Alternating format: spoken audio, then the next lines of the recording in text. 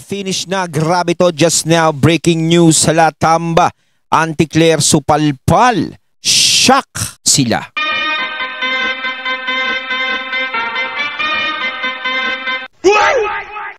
Ayan, syempre itong balitang ating matutunghayan ngayon ay nagmula kay Balitang Pinoy TV. At ito po ang inyong lingkod na si BT na magbibigay ng reaksyon at komento dito sa video na ating matutunghayan ngayon. At huwag na natin pagtagalin at sabay-sabay na nating panoorin ang laman ng video na hatid sa atin ni Balitang Pinoy TV at bibigyan natin ng reaksyon ng balitang ito. Pasok! Balitang Pinoy TV.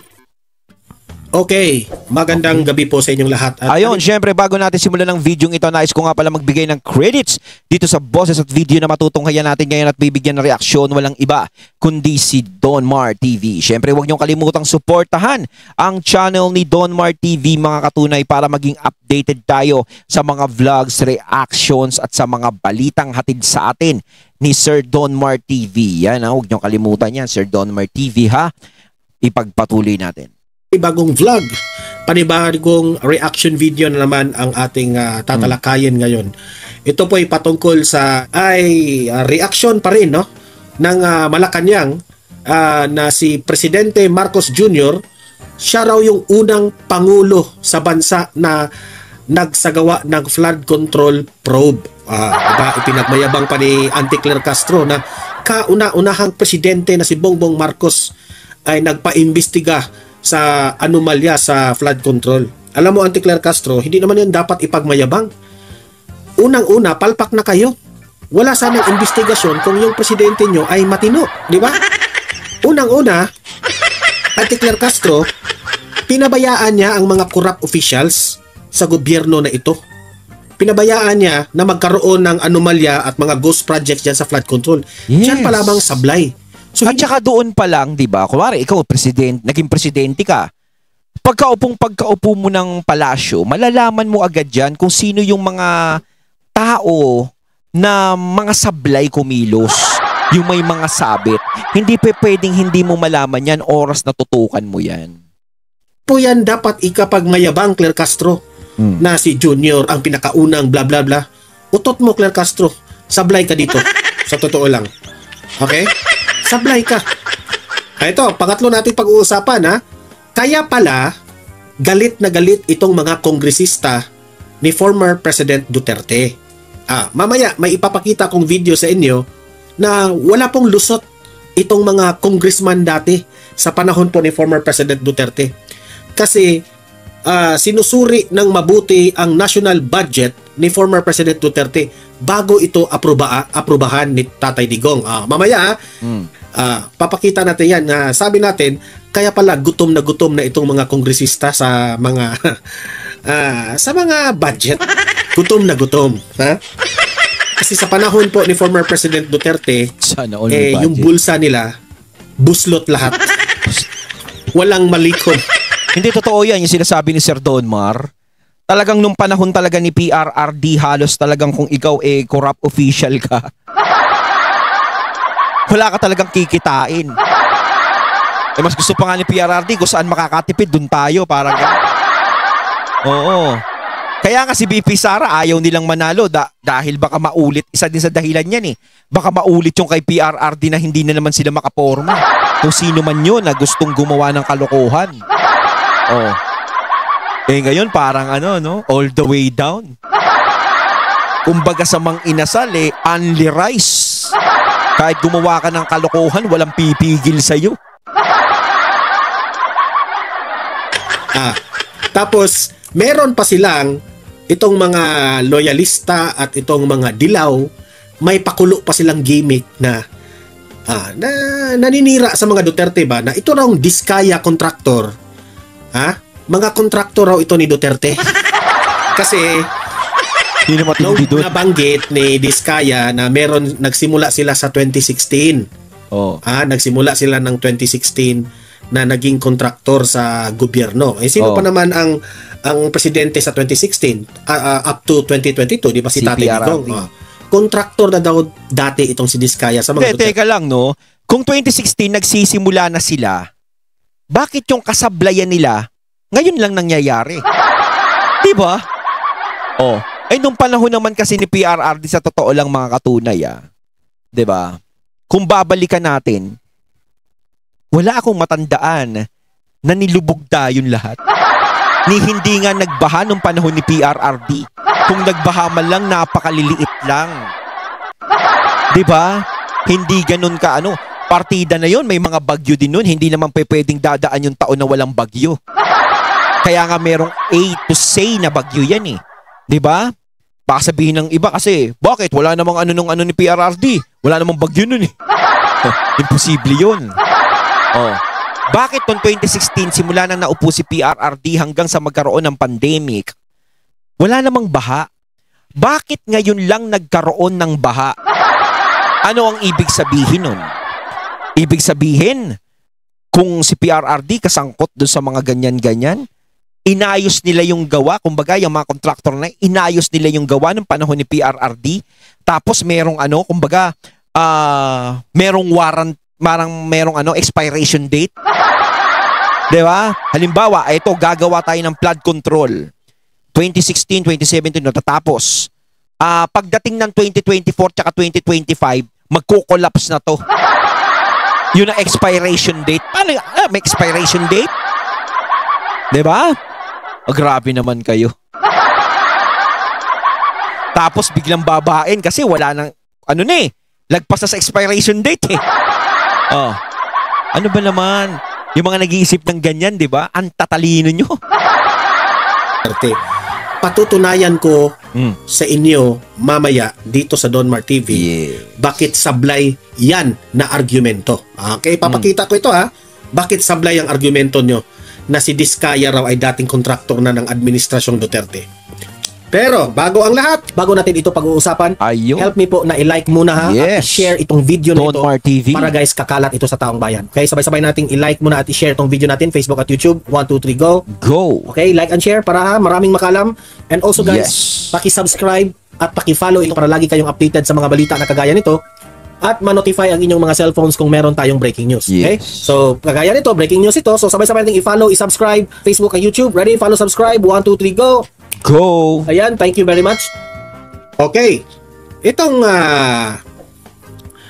ipinagmayabang ni Auntie Claire Castro na si Presidente Marcos raw ang pinakaunang presidente ng Pilipinas na nagsagawa ng flood control probe. Nadidinig ko nga yung chismis na yan. Dapat ikapagmayabang, Claire.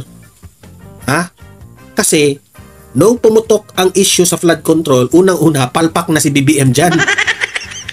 Palpak na! Hindi, tsaka Sir Donmar, papansinin mo talaga yan Papansinin niya talaga yan. Kasi napakaraming tao na talaga ngayon ang dumadaing. Tuwing magbabaha, siguro nakakarating naman sa kanya yung balita.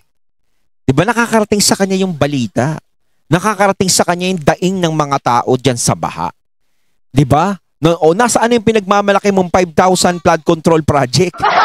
Bakit nilulubog kami sa baha? Diba noong 2024? Nagbaha. Lumubog ang Metro Manila. Ngayon, pagdating ng 2025, lumubog na naman ang Metro Manila. Diba? So, syempre, sa daing ng mga tao, sa nadidinig niya, sa galit ng taong bayan, talagang kahit ayaw mong pansinin, is mapapansin mo. Diba?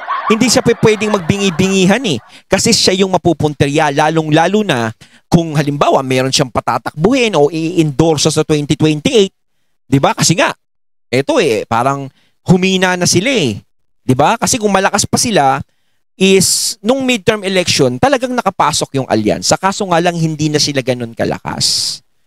Hindi katulad dati ng Uniteam. So, syempre kung meron kang plano na may patakbuhin sa 2028, i-endorse o may mga tao kang syempre kailangan mong magpalakas sa tao kaso nga lang ganito yung nangyayari. Kaya kailangan medyo pahilab-hilabin mo yung sitwasyon. Syempre, gusto niyang mapaimbestigahan ang flood control because that is under the administration of BBM. Yes, tama rin. Kailangan talagang imbestigahan yan dahil under niya talaga yan. Nandiyan sa ilalim niya yan, pananagutan niya talaga yan at dapat talagang siya yung kikilos niyan at siya talaga yung mag-aano niyan. Aaksyon, 'di ba? Sa panahon po ni former President Duterte, hindi po tayo nagkaproblema sa flood control kasi di ba? hindi naman ganon kalawak yung baha na umabot talaga sa liig. Yun ang sinasabi. Ngayon lang yan ko, nangyari. diba? Na yung mga baha na yan, dahil sa administrasyon na ito, dahil sa korupsyon ng administrasyon na ito, napahiya na si Bongbong dito, grabe yung baha. Yun yung sinasabi ko. Nung panahon ni PRRD is hindi naman talaga nagbaha sa Metro Manila. Pandemic nga lang ang naging problema natin talaga noon, di ba? Ngayon lang talaga, grabe, sobrang daming naging problema. No? Kasi hindi mo rin pwedeng sabihin na yung problema na ipasa ngayon sa administrasyon. Hindi. Kasi wala naman talagang naging problema nung panahon ni PRRD kundi yung pandemic lang eh. Kasi kung merong problemang maipapasa dito sa administrasyon na to, is ano yun? Siguro yung mga nagastos ng pandemic, siguro yun. Yung babayaran mo yun, may siyempre nang utang, malaki ang naging gastos, 'di ba? Yun ang bubunuin mo. Pero bukod doon wala na eh. Kasi yung mga flood control na yan, hindi naman usapin nun yan yung panahon ni PRRD dahil ayos naman lahat eh. Marami pong sa ating mga kababayan po ay sobrang dismayado sa liderato ni Bongbong Marcos. Kung hindi man involved si Bongbong Marcos sa korupsyon, nagkulang siya sa pagbantay sa mga corrupt officials under his administration. Yun yung sinasabi ko. Kung hindi man siya kasama doon, syempre, di ba? Huwag natin, basta husgahan ang Pangulo. Kahit paano, respect pa rin. Di ba?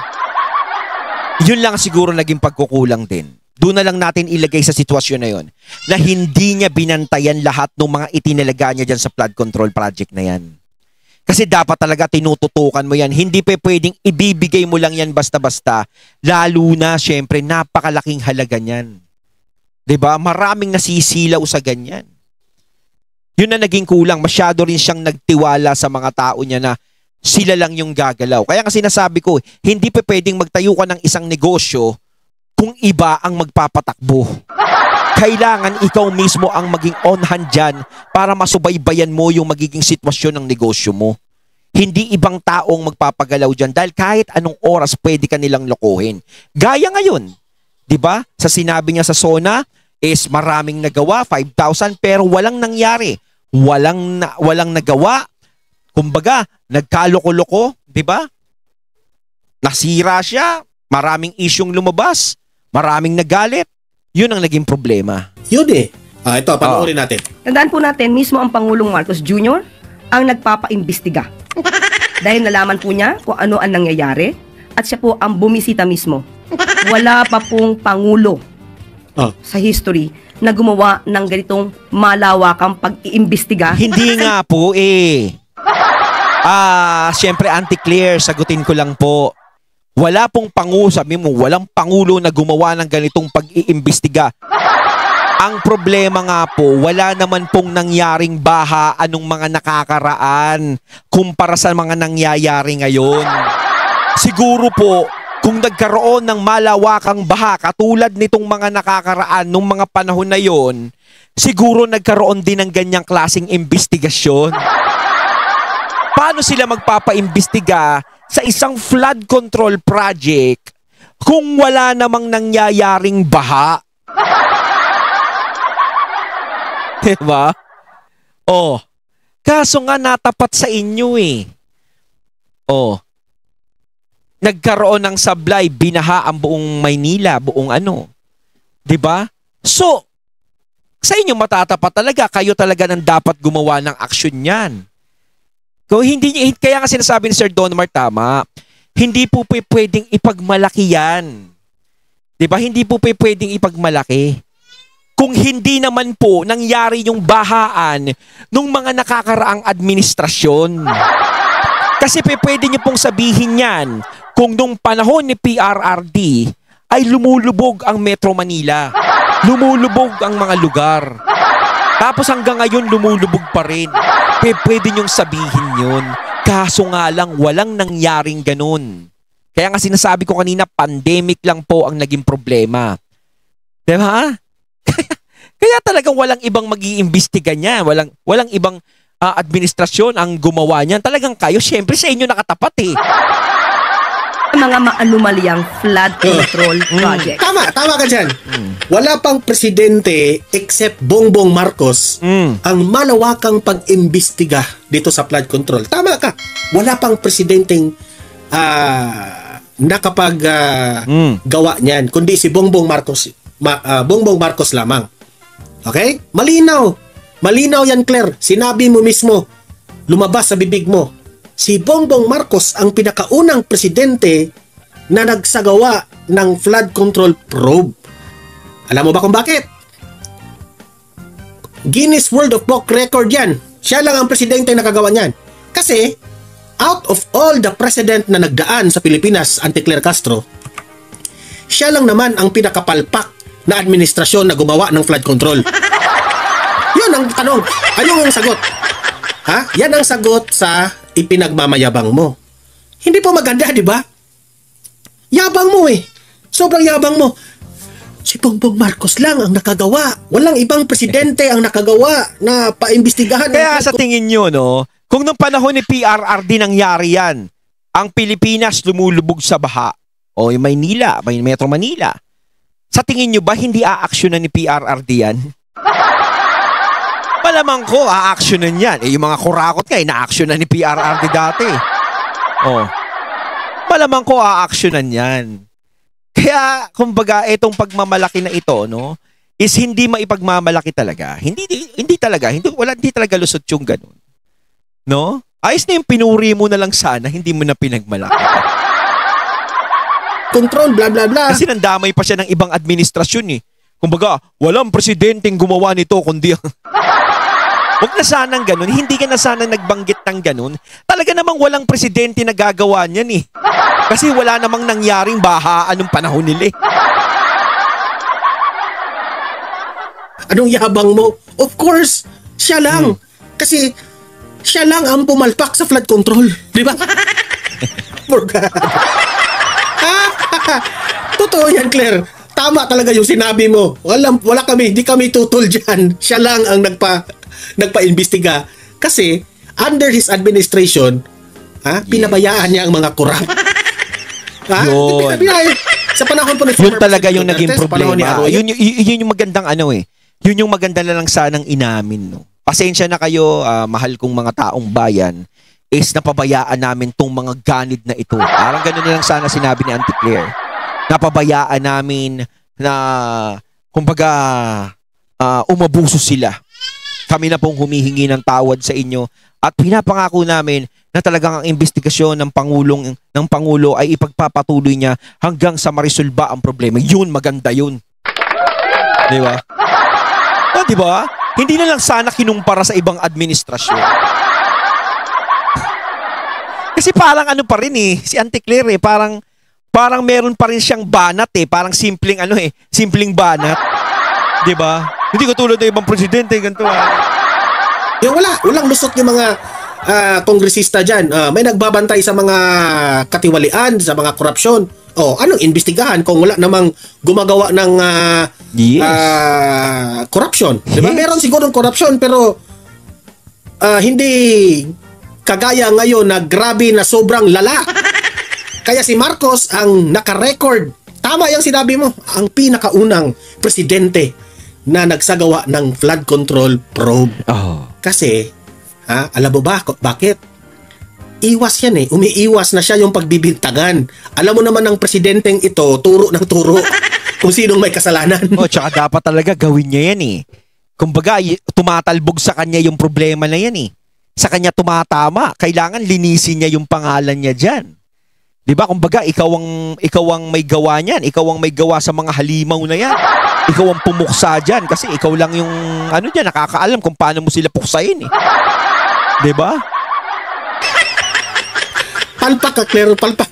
Kung ako pa si Bongbong Marcos, tanggalin mo na itong Presidential Communications Office. Di ba mantakin mo tong mga kontraktor na to, no? Ang lalaki ng mga kinita, halos bilyon-bilyon.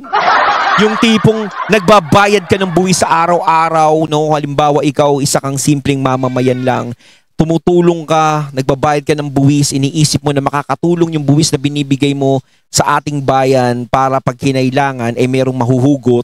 Ganun pala may mga para ano, may pambili lang ng Rolls Royce.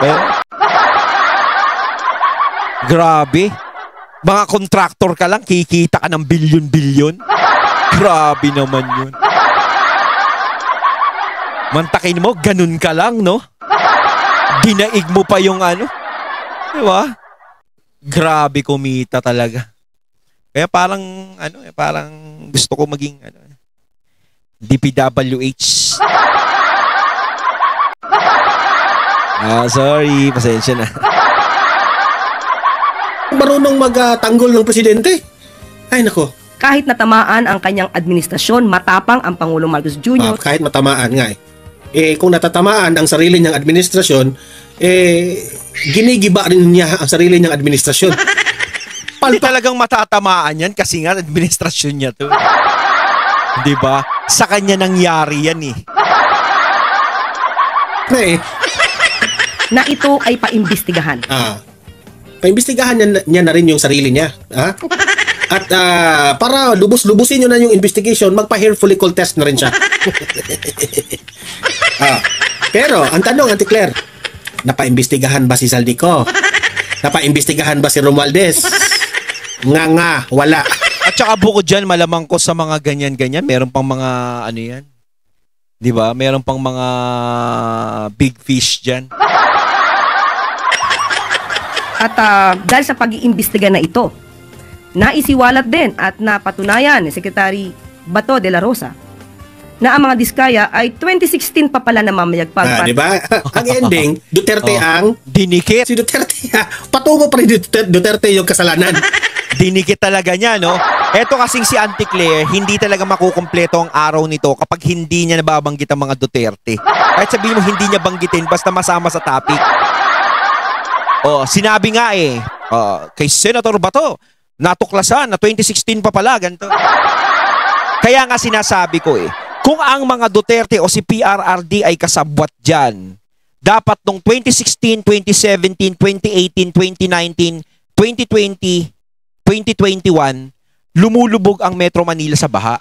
Pero itatanungin kita, Auntie Claire, bakit hindi lumubog ang Metro Manila sa baha nung mga panahon na yon, yung mga taong binanggit ko? Diba?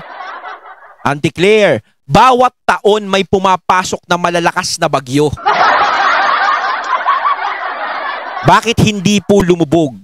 Ibig sabihin, kung yung mga Diskaya, kung yung mga Diskaya na yan, gumagawa na ng ganyan noong 2016, ibig sabihin, inayos nila yung trabaho nila nung panahon ni Tatay Digong.